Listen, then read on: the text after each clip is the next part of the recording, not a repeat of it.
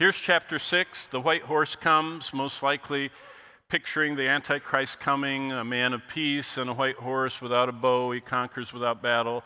Warfare, famine, the black horse, the chloros is the word, the pale green horse is death. Great martyrdom, Christians are persecuted.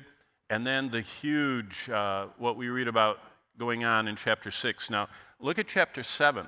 As soon as God shows the four horsemen and all the horrors, he shows this evangelistic group coming, and then we continue with the final trumpet. Now, let's step back. What does Revelation mean?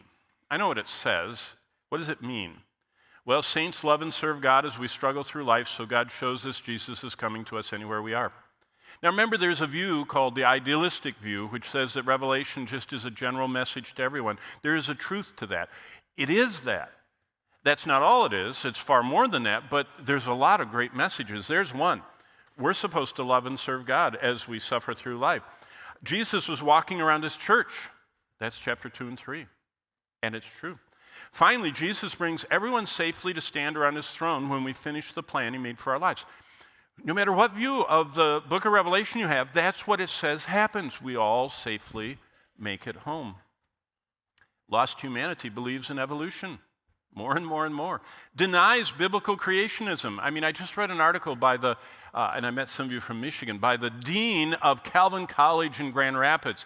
And you know what he said? He said there was a time when people believed that there was death and suffering in the world because of sin, but because of evolution we realized that.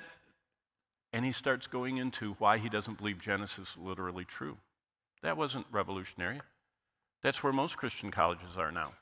They don't believe in biblical creationism, the way God believes in it, the way God wrote it down. They believe in something else that has to accommodate evolutionism, evolutionary thought. So what does the book of Revelation say? If humanity believes in evolution, denies biblical creationism, the Creator is going to show them his power. Earth dwellers, that's the way God describes unsaved people.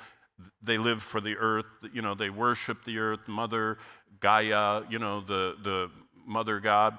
They worship Mother Earth, so God allows natural disasters to amplify.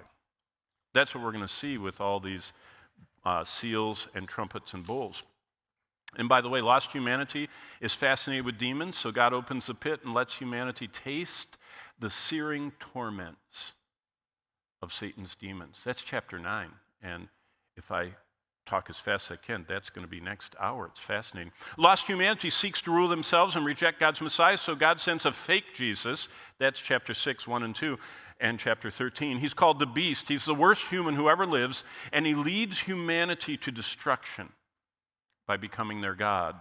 And that's chapters 10 through 13. Lost humanity believes in evolution and denies biblical creationism, so God sends a final divine environmental destruction. What he was only doing by thirds, the first round is just a third of the earth was burned and a third of the ocean. By the time we get to chapter 16, it's all. Every fish dies. Everything in the sea, is dead. All water is tainted. God the Son, the Creator, systematically destroys Earth's atmosphere, Earth's oceans, and the land. He sends earthquakes, smoke, fire, red tides, global warming, volcanoes, tsunamis, asteroids, comets, you name it, meteors. He sends it all. Lost humanity wants a false religion of human achievement. That's what all religions are. Jesus didn't pay it all. You got to pay your part, okay? So God destroys religion. That's chapter 17. Lost humanity wants comfort, entertainment, possessions more than God. This is the idolatry of covetousness, so God destroys all their possessions. That's chapter 18 in one moment. Lost humanity rejected their Creator and Redeemer, so Christ returns as the judge. And by the time we get to chapter 20, he casts all the rebels. The greatest sin, the unpardonable, unforgivable sin, is rejecting the Creator, the Redeemer, the one who gave himself for us. And saints, us, we believe in God, so we please him in our lives, and he invites us all to dwell in his satisfying, sustaining presence forever. By the way, even when we are in heaven, we are not self-sufficient. Only God is self-sufficient. Only God is self-existent. Only God doesn't need anything. We need something. Even in heaven, we need something. When we get to chapter 21 and 22, we're still eating in heaven. We're still needing healing in heaven. We still have to be in the presence of God. It's kind of like Moses on the mountain getting the 10 Commandments. While he was up there, he was absorbing the glory of God, and he came down, and what did Moses' face do when he got down on earth from the mountain? It glowed. It shined. What happened after a month or so?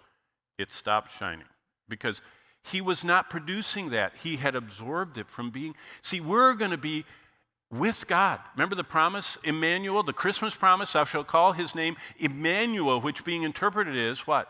God with us.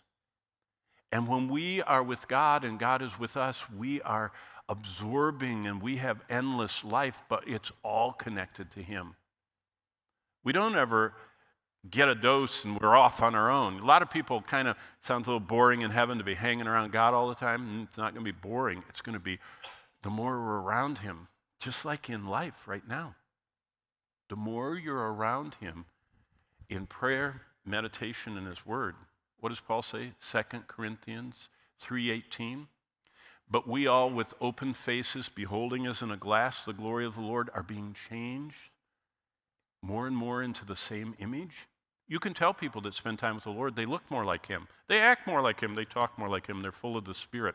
So, Revelation 6 that we're looking at right now introduces the four horsemen, the martyrs, and the cosmic storm. Revelation 7 that we're going to look at brings us into these evangelists that are coming.